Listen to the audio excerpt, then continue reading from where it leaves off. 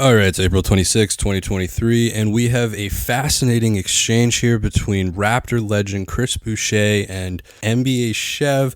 They're getting into it over the art of podcasting, and as kind of a new podcaster myself, I'm trying to learn as much as I can, and I find this all very fascinating. So kind of the gist of this is NBA Chev is saying, Chris, you had a losing season. You shouldn't be focused on podcasting. You should be focused on, hooping. And one thing we also know about Chris is that he kind of likes this whole beef thing. Of course, I made the video about him and Will Liu, and they were beefing on Twitter, of course. Will went to squash the beef with Mike Roach, 7 billion people, yada, yada, very kind of famous now. And, Chris is this is kind of Chris's MO. Chris is always bringing the beef. I think my two favorite moments from the bubble were Daniel House fucking the cleaning woman and Chris Boucher sharing the story about McDonald's serving human meat. He did Will and Alex's live event famously in the start of the year, which the topic of beef came up there too. So I wanted to know whether he was still checking in on us and listening to us. And I was disappointed to hear, Chris admitted that he doesn't listen to the Raptor show anymore. And the reason is he basically looked at you and basically said, because you guys aren't beefing anymore. So let's look at some of these tweets. So it starts with, just watch Chris Boucher and he annoyed me. If I ever invest $39 million in somebody and then they start a podcast to explain to me why they didn't do their job, it's up. Chris responds, I'm pretty sure you have a good day job, but you still have a podcast, right? You still got podcasts. Shit, you have a video every 5 hours, my dog. Ha ha. You should understand that more than anybody. NBA Chev says, I get busy. I'm nice at what I do. I see you clocking the timing. It's somewhat accurate. I'm no threat to you in the league, and you ain't no threat to me when I cut a mic on. So we're both in a league of our own.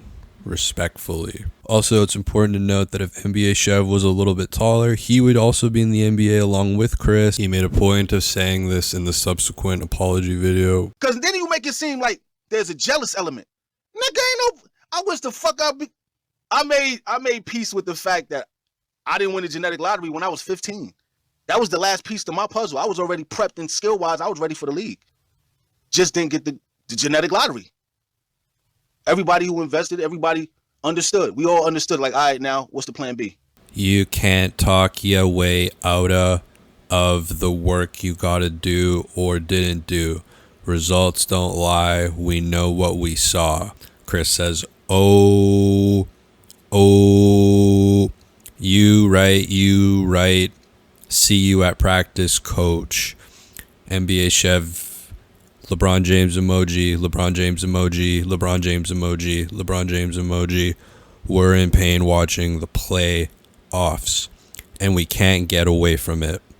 Chris says, oh, I'm in pain too, brother. If I read the whole exchange and everything, this would be a 27-minute long video. And, to Chris's defense, I think he released 4 episodes of Hustle Play this season, which...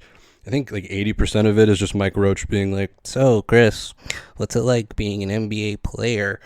And, it's not the low post. He's not coming in with charts and stats and stuff. It's not the Draymond Green show. Player podcasts are exploding. You've got, Patrick Beverly, Thanasis Antetokounmpo, Austin Rivers. I'm hearing rumblings of a Tyrese Maxey podcast and another Yahoo Sports /Raptors podcast, that's Strictly Hoops with CJ Miles and Ahmed Man. They've talked about this kind of with players and player podcasts and all that. On episode 1, they talked about how just because players make all these millions of dollars and it doesn't give us poor people the right to joke about them. You have some feelings about it, and it's kind of the ethos of what the show wants to be, the safe space, as you mentioned in the intro. If you haven't seen or watched Strictly Hoops, it's basically like CJ Miles talking about what it's like to be a former NBA player, and Ahmed Man being like, and then with NBA Chev, there was some apologies, but I'm pretty detached from my emotions, so I don't really give a fuck. But it was basically